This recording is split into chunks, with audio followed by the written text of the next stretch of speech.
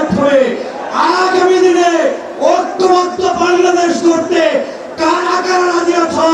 নারায়ে তাকবীর, নারায়ে তাকবীর। প্রিয় যোদ্ধা ভাইরা, নতুন করে নাটক শুরু করেছে অনেকে। রাজাকার রাজাকার ট্যাগ লাগানোর দিন শেষ হয়ে গিয়েছে।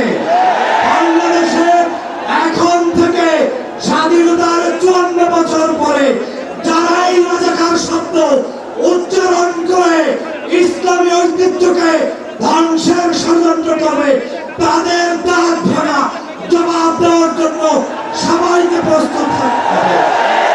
আগামীর বাংলাদেশ কলেমার বাংলাদেশ, আগামীর বাংলাদেশ ইসলামের বাংলাদেশ।